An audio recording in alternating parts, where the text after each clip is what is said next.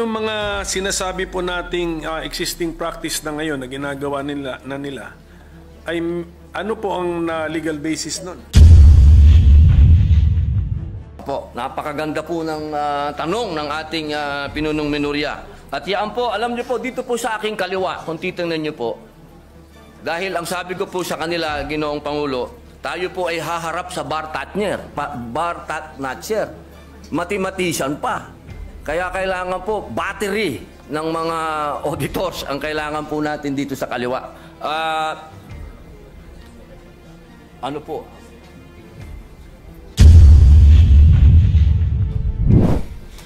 Mahal na Pangulo, maiksing manifestasyon lamang po. Opo, Please proceed. Ginoong Pangulo, matiyaga pong naghihintay ang inyong lingkod na matalakay po ang matagal na pong nabinbin. Ito pong patungkol po sa medical cannabis bill. Inaantay ko po na ito ay mapag-usapan po sa plenaryo at inaantay ko pa rin po ang aking mga kasamahan na mag-i-interpellate po dito. Nais ko lamang pong magtanong kung hanggang kailan po ako mag-aantay sa interpellasyon. Napakahalaga po sa akin ng bill na ito. I have been patiently waiting for my medical cannabis bill to be discussed in plenary, but unfortunately not one of my colleagues is prepared to interpolate this measure. Be that as it may, I will be waiting here for the availability of my colleagues to interpolate. Yun lamang po, maraming salamat po. Thank you, Senator Padilla. Yes, Minority Leader. Mr. President, the minority is always prepared. It's a matter of scheduling by the majority leader. Yes. May we ask the Majority Leader if it is in the agenda for today? Yes, Mr. President, it's in the agenda, but we are prioritizing those measures that are already in the advanced stage, Your Honor, Mr. President. Yes, maybe we can ask our colleagues if they are ready to interpolate the measure of Senator Padilla. Maybe we can ask the members of the majority first, if those who are scheduled to interpolate the bill of Senator Padilla.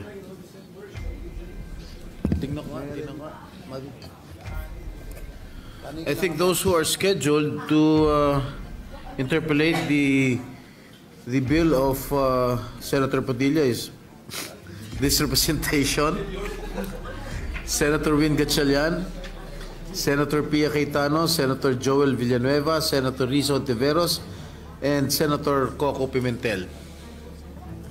I think, is Senator Sherwin ready to interpolate? He is here right now. The medical cannabis bill. We can tackle it.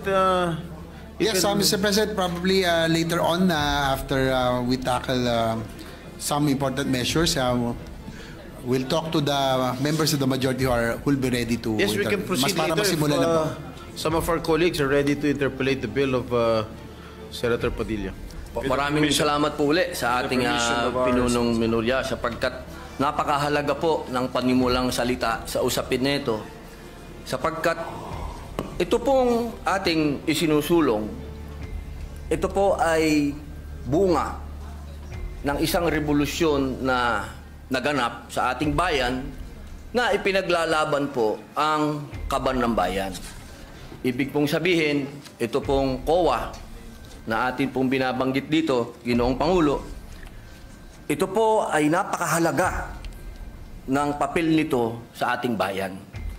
Sapagkat kung atin pong babalikan ang kasaysayan ng ating bansa, nabuo ang revolusyon dahil sa kapabayaan, pangungurakot, pagnanakaw, lahat na po, sabihin na natin, kaya po nagbunga ng revolusyon.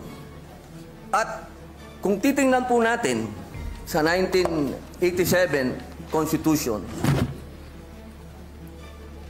napakalaki po ng papel ng COA.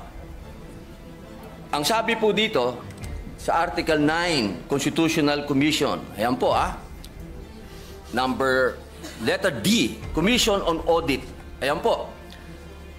Ginoong Pangulo, ang sabi po dito, the Commission on Audit shall have the power, authority, and duty to examine, audit, and settle all accounts pertaining to the revenue and receipts of and expenditures or uses of funds and property owned or held in trust by or pertaining to the government or any of its subdivisions, agencies, or instrumentalities, including government-owned or controlled corporations with original charters on a post-audit basis. Medyo mahaba-haba po ito.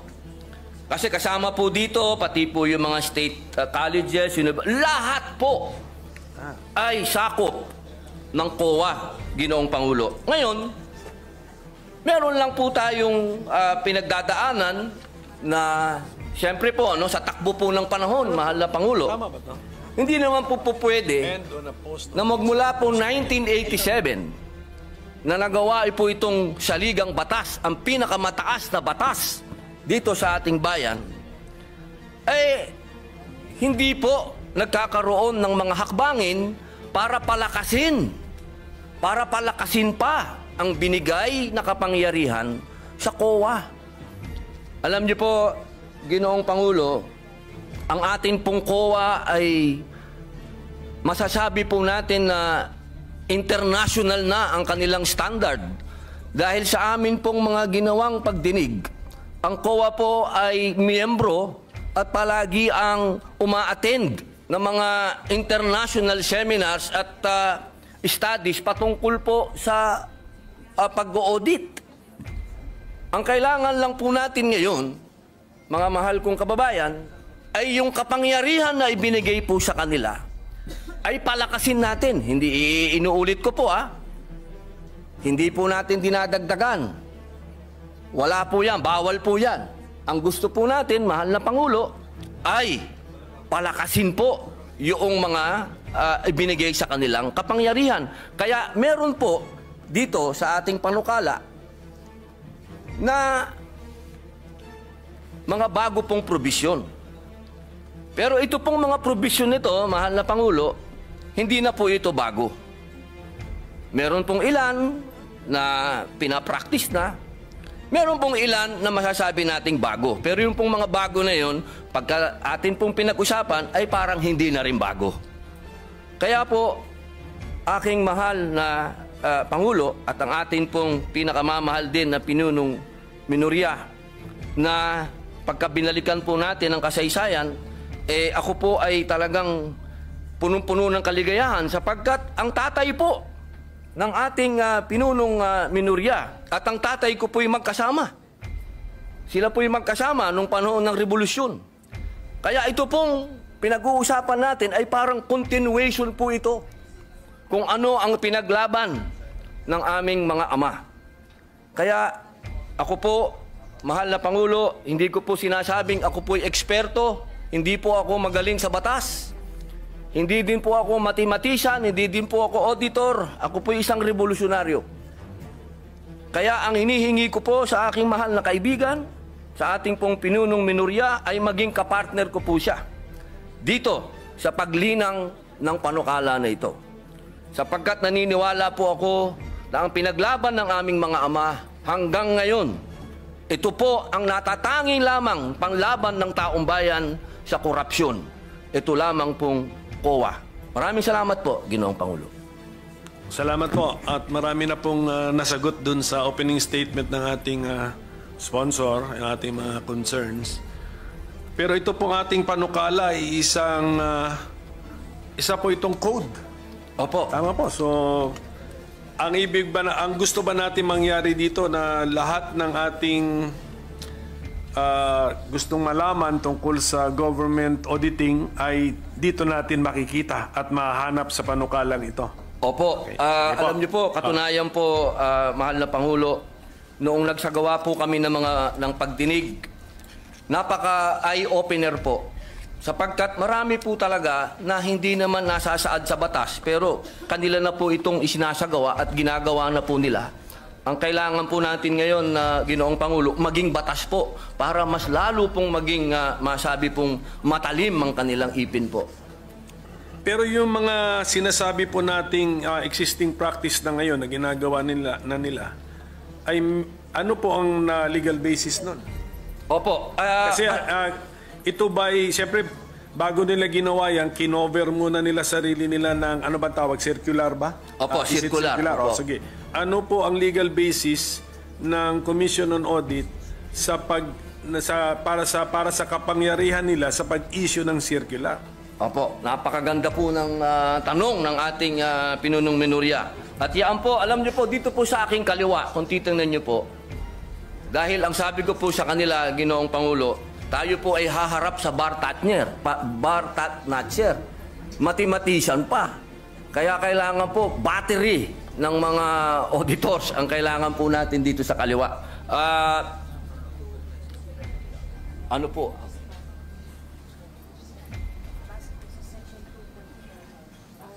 Yung legal basis na yun ay nandun sa Section 2 ng Konstitusyon. Opo.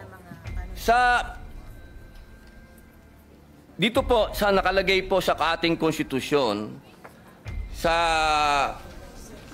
Section 2 po, ng letter D, the Commission on Audit, dito po sa Section 2, number 2, sabi po dito, the Commission shall have exclusive authority, subject to the limitations in this article, to define the scope of its audit and examination, establish the techniques and methods required therefore. Yun po, nasa konstitusyon po, mahal naming Pangulo, na sinasabi po dito, meron po silang karapatan na maggawa ng mga techniques, establish techniques, methods sa pangalan po ng circular. Apo. Yung susunod, yung mas importante rin po. Sige po, buwasahin ko na po. Baka kasi English baka may Tagalog kasi dito. Meron kasi Kaya nga po, ang sana ating may konstitusyon Tagalog tayo. actually ay nakabandato dyan na merong Tagalog version ng ating konstitusyon. Sige po, pwede po natin gamitin yun. Tagalog sana para maintindihan ng ating mga kababayan. Masyado akong spoken in dollar. Tagalog.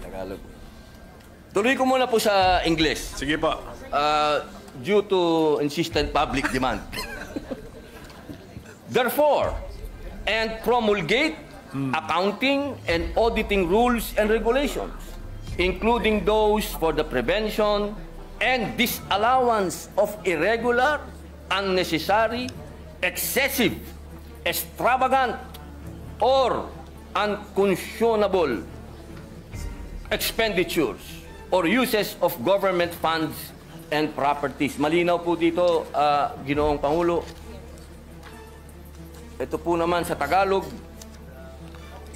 dapat magkaroon ang komisyon ng tanging otoridad batay sa mga katakdaan sa artikulong ito na magtakda ng saklaw na audit at pagsusuri nito, magtatag ng mga kaparaanan at pamamaraan na kinakailangan ukol doon at maglagda ng mga tuntunin at alituntunin sa pagtutuos at pag-audit kabilang ang mga ukol sa paghadlang at di paghintulot sa mga paggugol o paggamit ng mga salapi at ari-arian ng pamahalaan na tiwali, hindi kinakailangan, labis-labis, maluho o hindi makatwiran. Yun po, Ginoong Pangulo. So, sa ngayon po, ang COA, aside from the circulars that they have issued, and aside from the constitutional basis in the 1987 Constitution, ano po ang batas na nag-govern sa kanilang mga kilos? Sa ngayon po ay Sa ang ngayon, saligang yes. batas. At siyempre po, yung pong nakaraan, nung panahon po ng tayo pa po ay nasa panahon pa ng Marcos Sr., meron po tayong Presidential Decree 1445. Opo, doon po nagbase halos...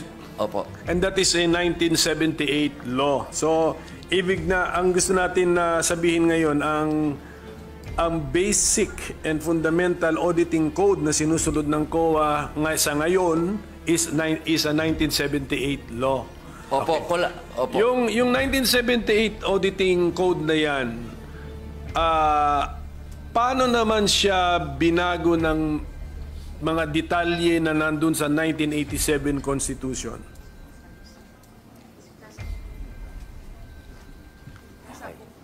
Opo. Ng 1987 Constitution. Ayan, napakaganda po ng iba talaga pala pag may battery ka dito po. Opo. Ito po, ang sabi po nila, nandoon po ito sa Book 5 ng Admin Code of the 1987 Constitution. Meron po ba tayo? Book 5. Of the Admin Code. Opo, Admin Code. So, meaning to say, according to our resource persons, Book 5 of the Administrative Code of 1987 repealed, even indirectly, repealed or replaced the June 1978 Government Auditing Code? Or ano sila, complementary sila? Opo. Opo. Siya daw po ay complementary. Okay, sige. Opo, Kaya nga, ang tanong ko nga, Mr. Opo. Okay. So, ang gusto nilang sabihin sa atin is, sa ngayon, hindi naman talaga nakarely ang COA sa isang 1978 na issuance. Pati na rin sa Book 5 ng Admin Code ng 1987. Okay. Opo. Kaya po ang next tanong ko, kung medyo na-update na rin naman pala, ano po naman ang pagbabago na ating ilinagay sa ating panukala such that it is more desirable now to have this new Government Auditing Code? Opo. Opo, pwede po natin itong isa-isahin kung ano po yung mga bagong provision. Mga bagong idea muna. May mga bago ba tayong idea o bagong approach dito sa ating panukala? Kasi kung unless sasabihin nyo po sa amin na yung circular, pinagsama-sama lang natin lahat at ginawa nating code. Ganun ba ang ginawa natin dito sa panukalang ito o hindi? Katulad po ng sinabi ko po kanina, Ginoong Pangulo, meron po kasing sa takbo po ng panahon, meron din po silang mga ginagawang pag-aaral sa abroad. Ano po? Opo. At yung mga best practices po ngayon sa abroad, gusto din po natin maisagawa. Pwede akong sumingit tungkol dyan. Opo. Ang ating bang COA chairman ay chairman ng isang international organization sa ngayon? Para pagkaalam ko, chairman ata siya ng isang international organization. So, siya po ay member po. Member. Opo, Okay, member automatic po siya. na may member tayo. Sige po, so continue sir. Kung ano yung kung may bago bang ideya dito sa ating panukala na hindi pa captured ng Book 5 of the Admin Code and the 1978 General Auditing Code tatawag na, or Government Auditing Code, yes. Opo.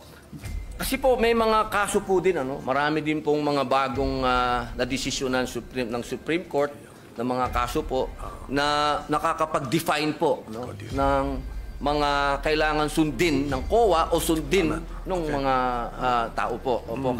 Kaya kailangan po yung mga batas na bago, ito pong ating ginagawa na mapalakas po para maisama na rin po yung mga Supreme Court rulings po na may kinalaman po sa COA at yung mga practices na rin po ngayon ng COA na ginagawa na rin po nila na maging batas po. Opo. Siguro po, Mr. President, maganda yon. Kung mabigyan lang tayo ng idea o sample ng ating sponsor, Opo. Ano ang mga bagong ideya na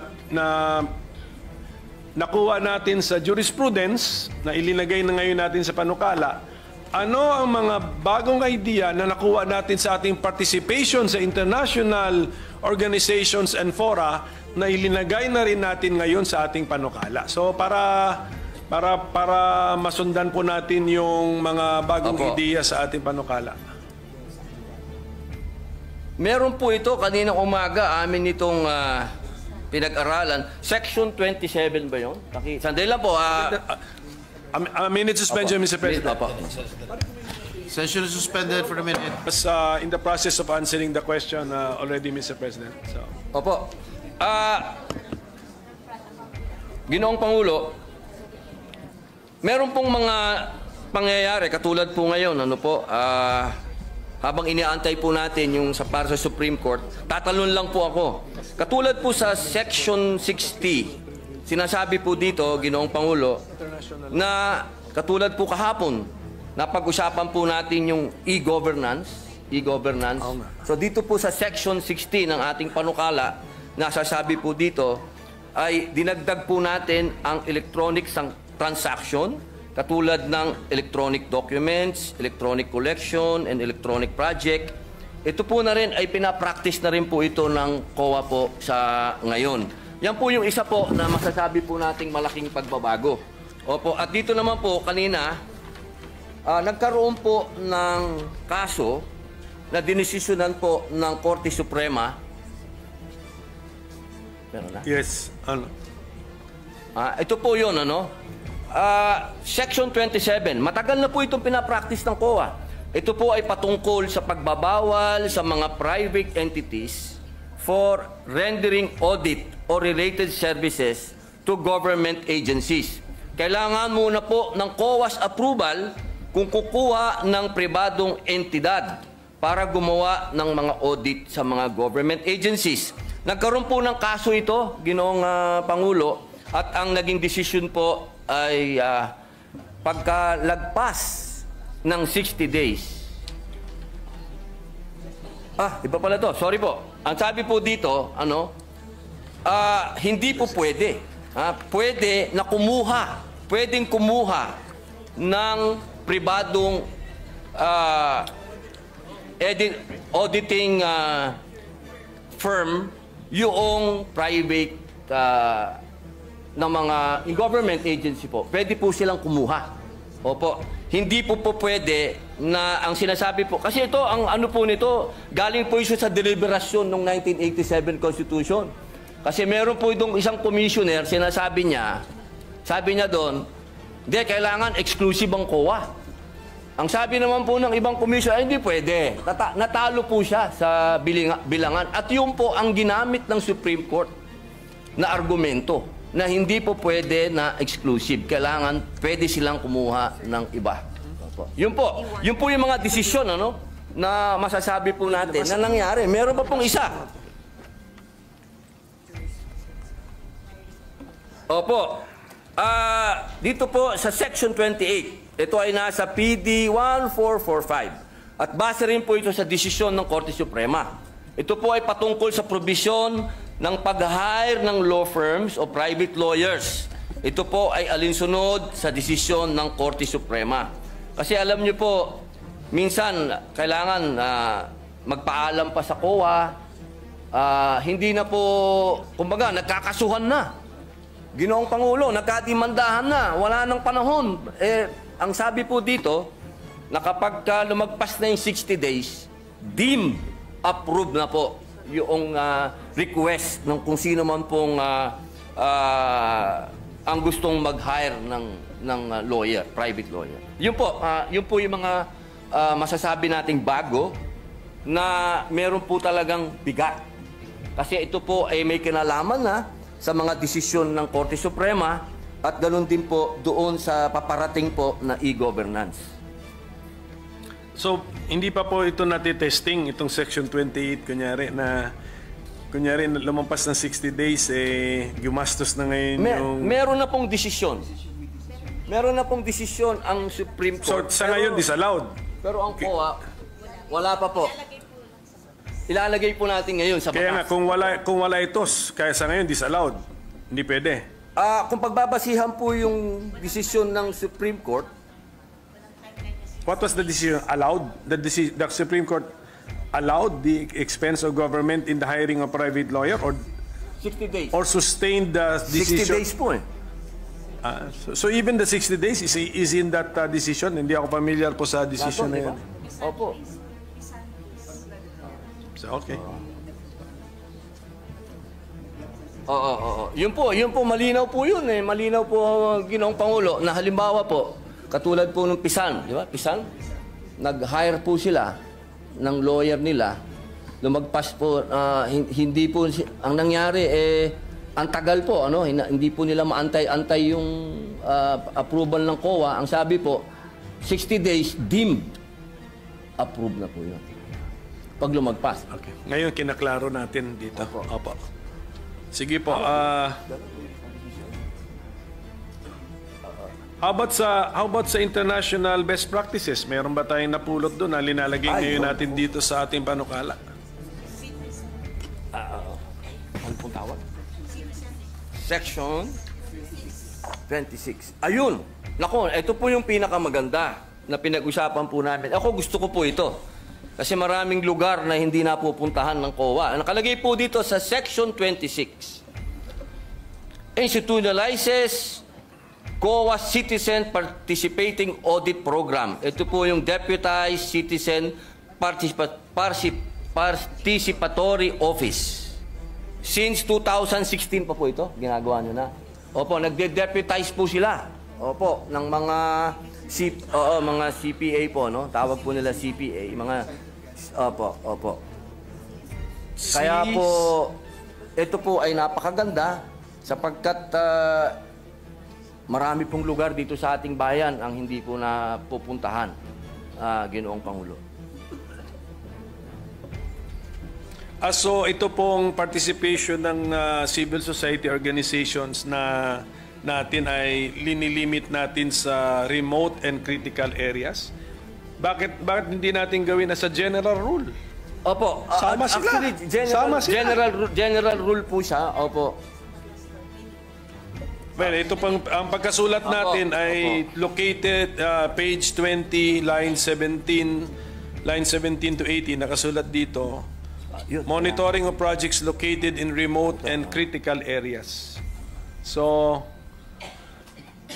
mukhang maganda itong idea na ito. Bakit din natin gawing partner ng COA ang CSO? For all, if you want. Opo, yun daw po, practice na po na raw nila, Ginoong Pangulo. Ito po yung ginagawa na raw po nila. Opo. So, balikan po natin itong 26. Ano natin? Opo. I-expand po natin. Opo. Hindi ba sa bidding ay required, sa public bidding, required ang mga observers from civil society rin? NGO? Ganon? So, pag ino-audit ba ng COA ang isang project, tinitignan ba nila how the public bidding was conducted? Kasali po ba yun? Do they also, and in the process, do they look for the participation of the CSO or NGO or PO? Wala yung... Ay, pwede pa natin ito. Okay po. Limited lang daw po ang binibigay. Sige. Opo, doon sa... Pero sa lahat po ng bidding nandun. Kayo? Ang COA. Opo, ang COA po nandun. Sa lahat po ng bidding na... Sige pa, so nakita naman natin yung... Andun yung attempt sa Section 26. Hindi ano na natin? Mas broad na. Ano na natin yung spirit nung anong panukala, nung section po, ayusin na po natin. Opo. Tapos, Mr. President, bago ko tumalimutan, may mga concerns na riniraise yung mga private entities na it's either meron silang ano ba yun yung sa PPP? PPP. Because of the PPP, allowed ang private entities na parang meron siyang merger of activities or transactions with the government. Yun, meron silang isang section po rito, section 24, if I'm not mistaken, na yun po ang concern nila na ano bang klaseng audit authority ang gusto ma-exercise or pwedeng ma-exercise ng COA sa kanila under our bill, Mr. President? Opo. Ito po ay napakagandang tanong po ng ating pinunong minorya sapagkat ito po ay napakarami na po talagang tumawag din po ng aking pansin dito sa usapin nito. Kaya ito din po ay nagkaroon din po kami ng napakahabang talakayan dito. Ngunit ako din po ay nasagot ng COA sapagkat una po nilang sinabi sa akin na meron daw po talaga na tinatawag na Republic Act 11966. Ito pong RA na to sa second paragraph, section 31 ng PPP Code. Kung saan sinasabi po na ang mga PP projects awarded subject sa Government Audit Code or 2009 Revised Rules of Procedure ng COA and amendments thereto. Sa provision na ito, itinakda rin the COA in consultation and coordination with the PP codes shall adopt and promulgate the necessary framework and guidelines on accounting and auditing PP projects. Kaya dito po, sa ating Section 24, maliwanag naman po dito, ito ay patungkol sa limited jurisdiction ng COA sa mga private entities, kasama na rito ang public utilities. Kung meron po tayong mga pumasang batas na patungkol po dyan, yung RA number 11659, ito po yung Public Service Act. Opo, na sinasabi din po na sinabi po ng korte na hindi naman to unconstitutional. So, sila po ay tatamaan po ng limited jurisdiction ng COA sa pag-audit po. Yun po ang aming pagkakaintindi, Ginoong Pinunong. Ang problema ko po, Mr. President, dito rin sa pagkasulat ng ating Section 24 na nasa page 19. Sa title ng section, limited jurisdiction over private entities.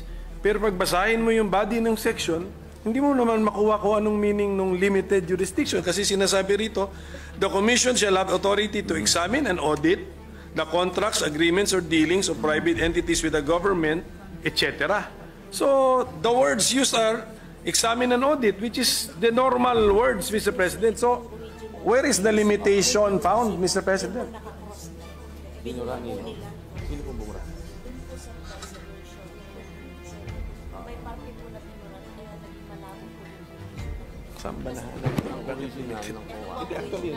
Maganda po ng naging talakayan dito sa amin.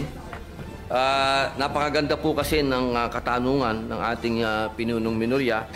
At alam niyo po, ito po kasing pinag-uusapan natin ngayon, ito po ay galing pa sa Presidential Decree number 1445.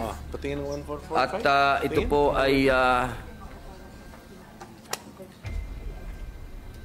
at ang amin pong napagdesisyonan, amin pong i-specify dito sa Section 24 na malinaw kung ano po yung dadaan sa audit.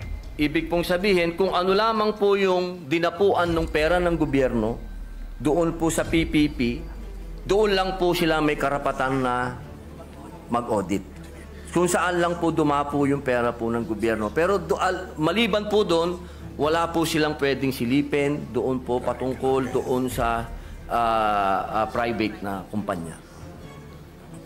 Pero sa ngayon po ating sponsor na sa pagkakasulat ngayon, medyo hindi yan limited jurisdiction. Opo. Tama, okay, Opo, sige opo. po. At least, tinatanggap po ng ating So, malalaman lang natin ito or kung kami ba, ang ating mga kasama ba ay sasang-ayon sa amendment, kung marinig na namin kung paano natin mahuhuli yung konsepto ng limited jurisdiction. Opo. Sige po. Opo. So at least maganda po yan at malaking bagay na po yan na yung parang agam-agam nila, yung worry nila, concern na... Opo. Natural po yung kanilang pag-aalala sapagkat sila po ay mga investor din po. Ano? Siyempre po, kailangan din natin alagaan yung mga investor. Pero wag po silang malumbay at wag po silang mag-alala. At lahat po ng pwedeng gawin ng COA patungkol lamang po sa pera ng gobyerno po. Ngayon po, yung konsepto ng right sizing, nakaka-discuss lang natin, parang nasa bill din yun. Pero yung kahulugan ba ng right sizing na gamit natin sa panukalang ito, kaparehas nung right sizing na sinabi po ng ating Senate President na dinipensahan niya yung kanyang panukala. Opo, alam niyo po, kung mapapansin niyo po, kasama po ako ng ating Ginoong Pangulo doon sa right sizing sapagkat naniniwala po tayo doon.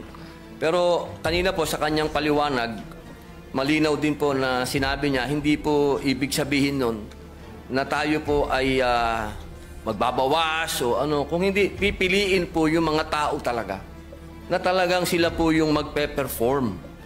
Yung talaga pong may mga kakayahan.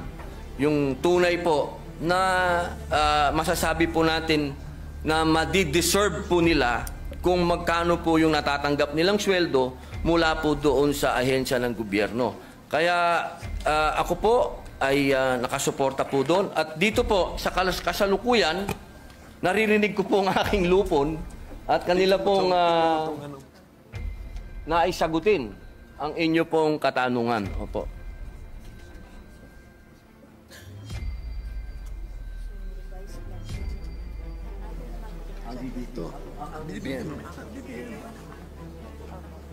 Okay, magkamali.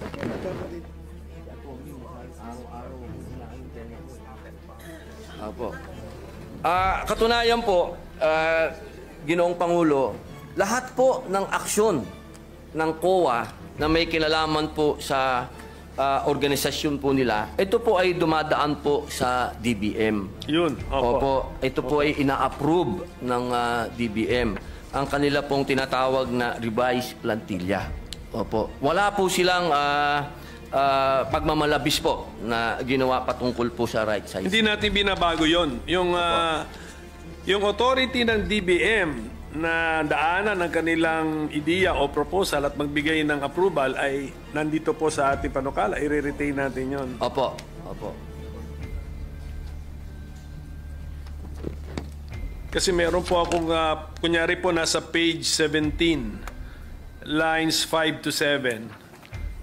5 to 7. Yes, the commission proper may effect changes in the organization and functions of the commission as it may deem necessary in the exercise of its fiscal autonomy in order to carry out its constitutional mandate. Hindi po ba pwede itong ma-interpret? Kasi dun sa word na organization, pati function nga eh. Hindi ba pwedeng ma-interpret ito na pwede na nilang hindi hintayin ang desisyon ng DBM?